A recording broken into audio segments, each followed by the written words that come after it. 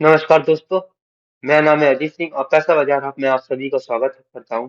आज हम एक स्टॉक के बारे में बात करने वाले हैं जो अभी हाल ही में क्रैश हो गया है, जिसका नाम है transformer and rectifier company limited. तो इस स्टॉक के Q2 के रिजल्ट्स के बारे में जानेंगे। हाल ही में इसके ऊपर कंपनी के ऊपर वर्ल्ड बैंक ने एक्शन लिया, उसके बारे में जानेंगे।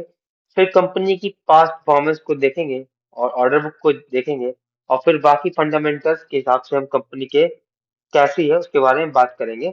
सबसे पहले बात करते हैं स्टॉक क्रैश की। तो स्टॉक 2 दिन के अंदर 31% के आसपास गिर चुका है। अपने 2 दिन पहले ये ट्रेड करा था 420 पर, जो कि अब प्रेजेंट में ट्रेड करा है 290 के आसपास। पास्ट रैली की बात करें, 2021 में ये स्टॉक ट्रेड करा था 13 रुपीज पर, जो कि इसने ऑल टाइम हाई लगाया 650 का एक मल्टी बैगर रिटर्न दिया है, फिर कहीं दौड़ दिखाई थी स्टॉक ने अपने पास प्रोफाइल में।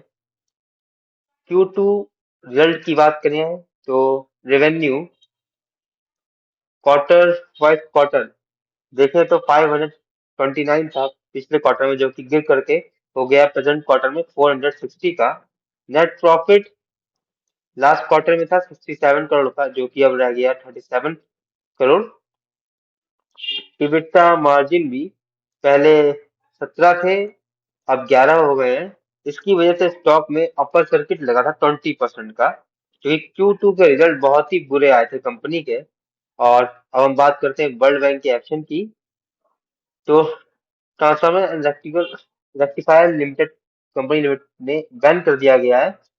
वर्ल्ड बैंक के जो प्रोजेक्ट्स हैं जिनको ये फंड करती है, उनमें पार्टिसिपेशन से या कहीं बिड लगाने से। रीजन ये है कि कंपनी के ऊपर करप्शन के चार्ज लगे हैं और फ्रॉड का लिंक स्टैब्लिश हो रहा है 486 मिलियन डॉलर के नाइजीरिया प्रोजेक्ट में ये एलिगेशन लगे हैं। तो कम वैल्यूएशन की बात करें मार्केट कैप की, तो 9,431 की मार्केट कैप है। प्राइस है स्टॉक का 282। और रिटर्न ऑन इक्विटी की बात करें 17.1 है। इंडस्ट्री पी देखें तो 50.8 है। हम पिछले 5 साल का डेटा देखेंगे। सेल्स की बात करें तो 2021 में 742 करोड़ की थी, जो कि 2025 में हो गई 2017 करोड़। ऑपरेटिंग प्रॉफिट की बात करें तो इम्प्रूव होके पहुंच गया था 372 पर। ऑपरेटिंग मार्जिन 2021 में 9 के थे, जो कि 2011 में 16 पे पहुंच गए थे।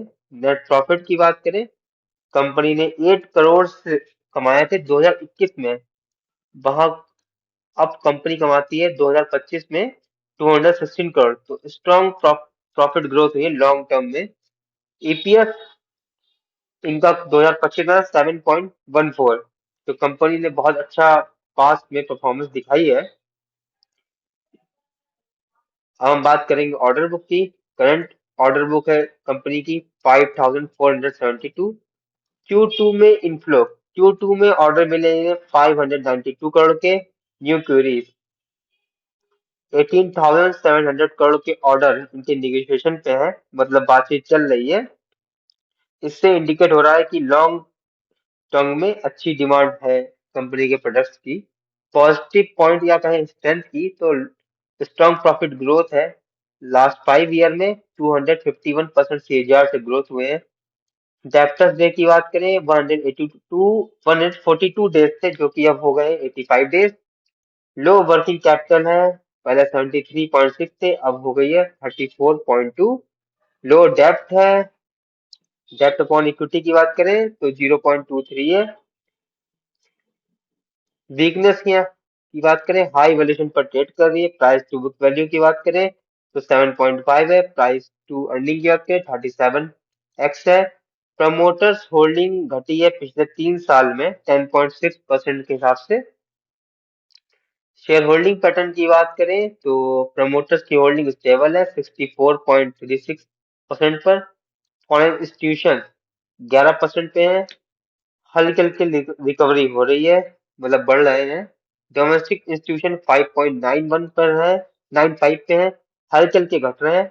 पब्लिक की होल्डिंग है 18.47। इनकी होल्डिंग हल्के हल्के इंक्रीज हो रही है। अब हम शॉर्ट में समरी समझे। Strong long term growth with solid fundamental. Company की लॉन्ग टर्म ग्रोथ सॉलिड है और कंपनी के फंडामेंटल भी अच्छे हैं। लेकिन जो रिसेंट अर्निंग में डिप आई है और वर्ल्ड बैंक का के सेंटीमेंट हर्ट हुए हैं, इससे थोड़ी कंपनी की थोड़ी मुश्किल खड़ी हो सकती है। आप देख सकते हैं कंपनी का स्टॉक 30% करेक्ट हो चुका है। तो क्या करें, वॉच करें स्टेबिलिटी की कि स्थिरता आने दे थोड़ी स्टॉक में, और फिर देखते हैं कहाँ से कंपनी का स्टॉक रिकवर करता है। ये वीडियो फुल एजुकेशनल पर्पज के लिए है, कोई भी बाई सेल की रिकमेंडेशन नहीं है। कोई भी निवेश करने से पहले अपने वित्तीय सलाहकार से बात करें। अगर आपको किसी कंपनी, स्टॉक या म्यूचुअल फंड के बारे में जानना है तो उसका नाम हमें कमेंट सेक्शन में मेंशन करिए, ताकि नेक्स्ट टाइम जब हम वीडियो बनाएं तो स्टॉक को कवर कर सके। Thank you.